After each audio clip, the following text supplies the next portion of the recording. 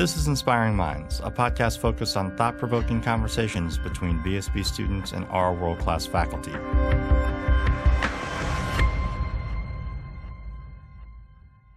This is Angela Layne, MBA student at the Villanova School of Business. I'm here with Peggy Chaudhry, a faculty member at the Villanova School of Business, and Mike Kaufman, a senior VSB student.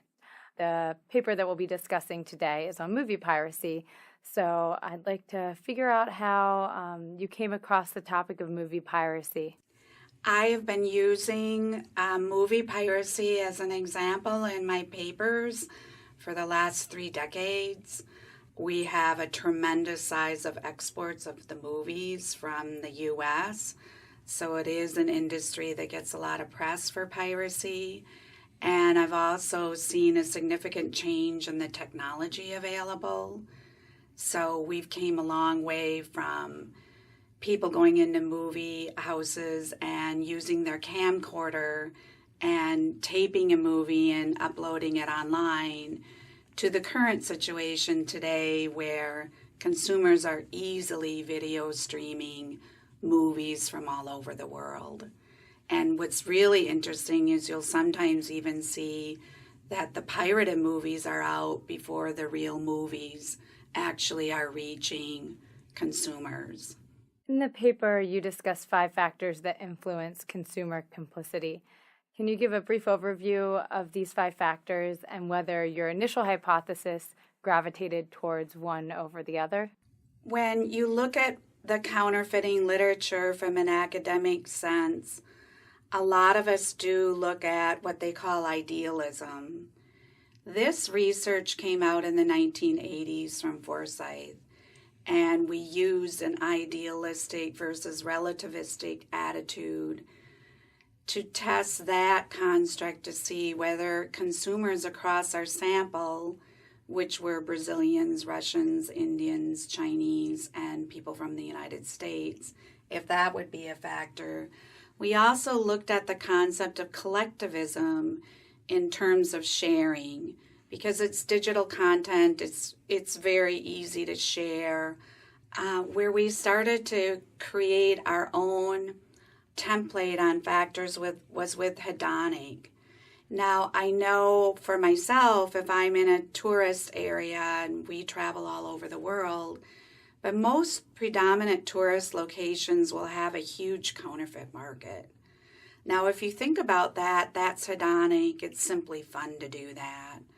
Now, when you get into the digital environment, you start thinking about whether the consumer is enjoying that experience too, finding the best place for them to video stream pirated movies. And there's also what's called a distancing effect. Consumers know it's illegal, but they feel that it's online and the likelihood of them getting caught is low, which is actually a fallacy that I write about in my paper. Now, whether they have an ethical concern, I personally feel, and I've wrote about it in my papers, that yes, we should safeguard the intellectual property of the movie industry, but I think when you start talking to consumers, they don't see that they're hurting the movie industry, and they also don't see that they're harming the people that work in that sector. So I find the ethical concern to be kind of a problem area. And the last one that we looked at was perceived quality. And if any of you have video streamed a movie, you'll notice that there's been a significant change in the quality of the movies. From your findings, there's a number of implications for marketers to tailor their messaging strategies. Where would you suggest be the first place a marketing department in the movie industry should start to ensure that movie piracy is decreased? This is actually an area that I'm currently working on, and I actually teach at Villanova School of Business with both my MBA students and my undergraduates. I actually show them an array of what I call demarketing strategies. So I'm trying to get consumers in my classroom to think of ways that companies can actually limit the consumption of this type of illicit good. Mike was in my class last year. Maybe he could talk about what he thought would work as a consumer. Mike, go ahead and tell us about some of the demarketing strategies that you've learned in class here. Some of them tried to address the ethical concern, but they did so in a clunky, tacky, outdated sort of way, with 90s R&B hip-hop artists trying to appeal to younger generations and say, don't do this, it's not cool, man.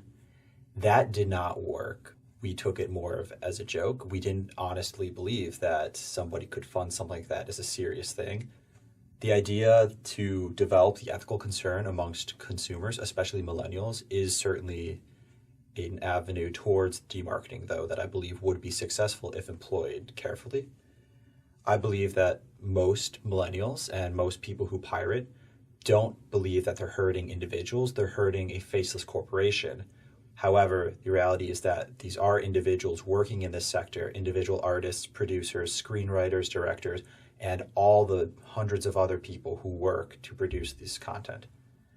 These are the people that are getting hurt, and if we can create real connections, that might go further to create an ethical concern.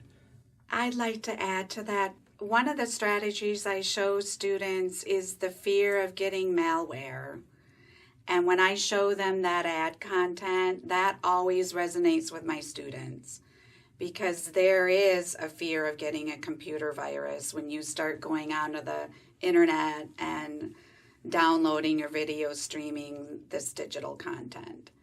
The other campaign that I find really interesting as a consumer myself is the United Kingdom literally launched their Moments Worth Paying For campaign. And that's where they're trying to get the consumer to look at the overall experience of going to a movie like Star Wars, sitting in that theater and enjoying that social activity with their friends. And I know as a consumer, the theaters are also changing the whole environment. We watched Star Wars, we were in a reclining chair. I know some theaters are also offering regular food, alcoholic beverages, so they really are trying to draw consumers in for that type of environment. But again, I use my students at the Villanova School of Business, and my students last semester told me that all works for Star Wars. But for a lot of movies, we're perfectly fine just sitting in front of our laptop. So you studied 5 different countries, and I was surprised to see that, for the most part, the results were conducive to all 5 countries observed. Discuss the underlying factors that you believe contributes to this.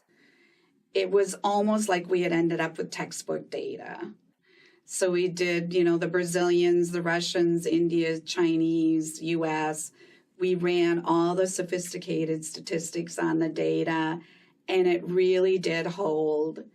And we wanted to call this a generic model on consumer complicity because that was always the objective of the study, that we wanted to see if we could generalize a construct like ethical concern or quality across those different consumer populations, and we did that. The only construct that we really had some issues with collectivism, but the rest of the 5 factors all hold across countries. So feedback that I get from industry is they just don't see this type of data. They don't see people going in and doing a multi-country study. Those are all my questions. Thank you, Angela. Yeah, Thank you so much guys for having us today. Yeah, we really enjoyed talking to you today. Really fun. I learned a lot. Thank you for listening to Inspiring Minds. Stay tuned for our next installment featuring more VSB students discussing research topics with our world-class faculty.